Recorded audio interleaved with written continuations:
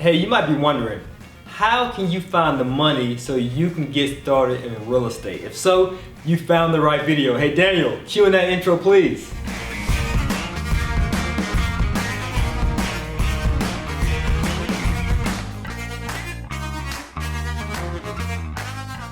Hey, how's it going, friend? Juan Papa here. Now, if you're new to this channel, welcome. We typically like to discuss the 3 pillars to financial freedom, which are personal finance.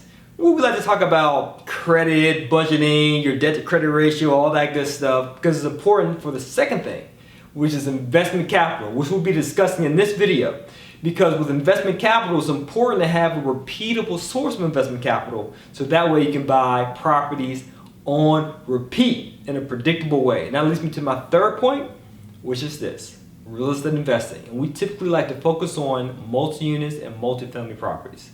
So if you're new again to this channel, make sure you like this video and subscribe, so that way YouTube, Google, the algorithm can do its thing to help you along your journey towards financial freedom. Now, without further ado, let's dive to the topic. All right, so for this video, I'd like to share with you a little bit about my journey of how I was able to fund my deals early on, because I get a lot of comments from the YouTube channel. We welcome them. Continue to give us more and more comments and more feedback.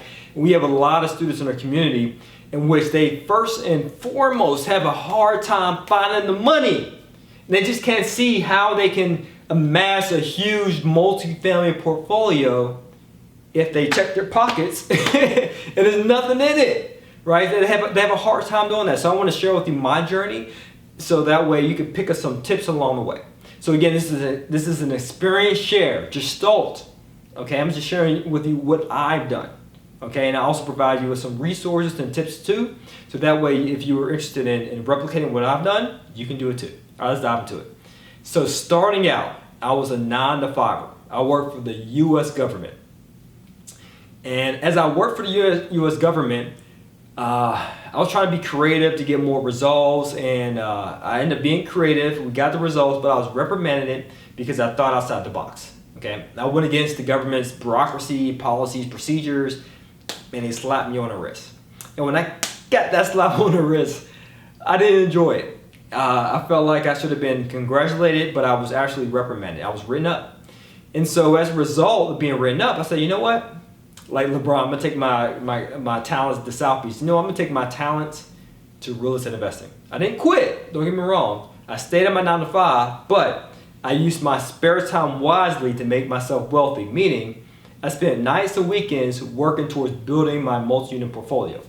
But in the beginning, I had a hard time building that portfolio simply because I didn't know how to get access to capital. It was challenging. At first, I was applying for mortgages and I was getting denied. So this is the first tip I want to share with you. You got to be able to get your credit looking right, okay?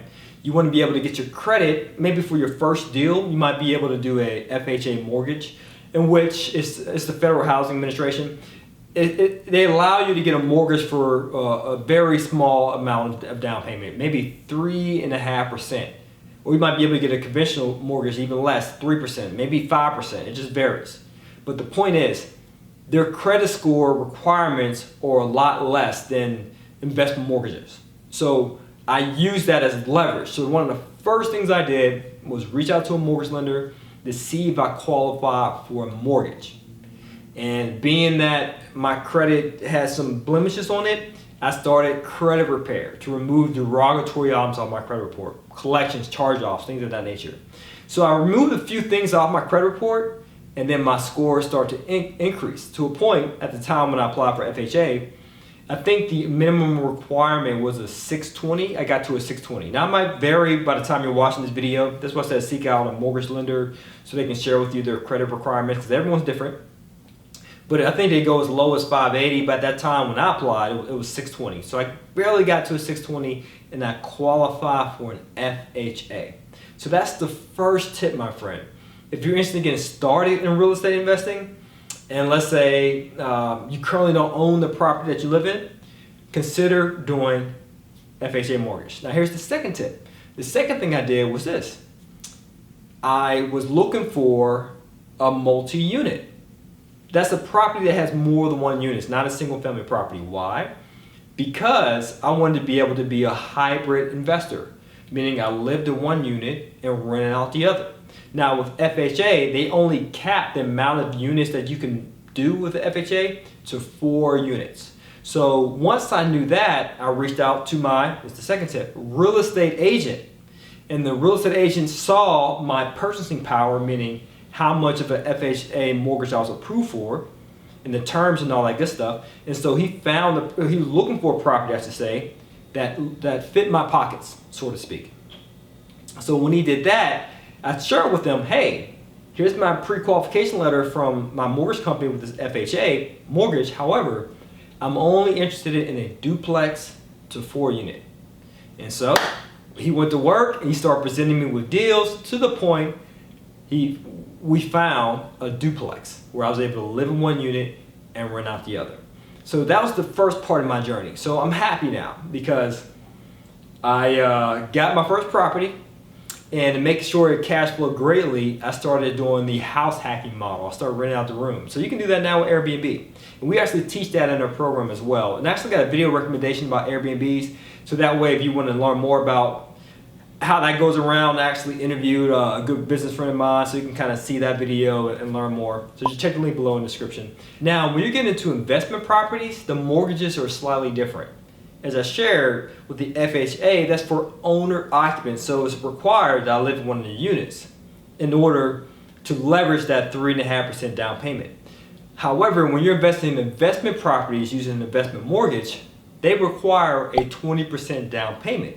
It varies, check your lender based upon, their own criteria, but just generally speaking, from my experience, it's been about a 20% down payment.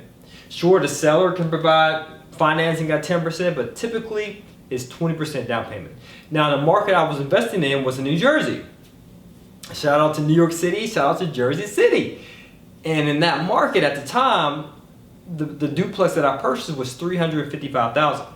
So if you do the math, that's about $70,000 required if I bought another property as an investment, another duplex. That's a big chunk of change, right? So I started to ask myself, okay, how can I overcome this challenge? How can I overcome this obstacle? And I started to think about, okay, well, for one, I need to invest in more profitable markets where the price per door is a lot less. Because if you do the math, if I'm buying a property for $350,000, that's $175,000 per unit, more or less. And that's a lot. So I had to find another market in which the price per door was less expensive. And I found one to the point the price per door was $30,000 per unit, a whopping $30K per door. In other words, if I was able to close on a 10 unit, that would be $300K, which is far less than $355K for a duplex. And I actually found a 9 unit, believe it or not, for $218,000. That was the last deal I needed to quit my 9 to 5. So I'm going off on a tangent, but let me bring it back. Okay, so I found another market that had more affordable properties. The second thing I had to find, which we're getting to the point now about the topic of the video, is a repeatable source of investment capital. And I began to use business credit. Now, prior to using business credit, I tried the other strategies. I tried private money lenders. I've tried raising capital through investors.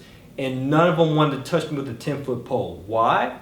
Because they're thinking, well, dude, you're inexperienced. Sure, you might own the property that you live in, but that's it. And if I'm giving you money to invest with, and AKA to play with, since you lack experience, it's similar to you just experimenting with my money, which I'm not a fan of. So I got the door shut in my face. And maybe back then I didn't have negotiation skills, sales skills, so it might be a lack of business acumen on my part, but I had a hard time raising capital. So I said, you know what? Instead of trying to raise capital, let me see if I can get capital through other means. So I started applying for business credit. And with business credit, since my credit was somewhat pretty now at this point, it was like a 680 or higher, I can just apply, get approved, and receive the card in hand within 30 days or less, unless it was the business line of credit. And so I started to apply for business credit, and I had a coach me along the way. Apply for this card, don't do this, get this line of credit, don't do this, to the point I amassed a huge amount of investment capital. So that way I can use it on a repeatable basis. I can charge it up, pay it off, charge it up, pay it down, pay it off, and so forth. So I use business credit as leverage to fund my deals. And I was able to discover how to convert to cash, how to get access to more capital, and so forth. All right, so that's one of the main things main tools I've used to acquire more. Now, there's more than one way to create finance deals, okay? But I just want to share with you that's one major tool that was independent upon partnering with other people. Now, if you're interested in learning more about business credit or just seeing how you can get access to business credit and also how to convert to cash, I still use that as a resource as well. Make sure you check the link below in the description to learn more. Now, I do have a special video for you as well that relates to how to acquire multifamily properties out of state, even if you're in a very expensive market, let's say New York, Miami, Chicago, DC and so forth, LA, San Diego. If you're in those expensive markets and you're interested in learning how to invest out of state using other creative financing sources outside of business credit, maybe using seller financing, master lease options, all that good stuff, check the link below in the description to learn more. All right, guys, so as always, this is to your success. Continue to earn passively, live passionately. Peace.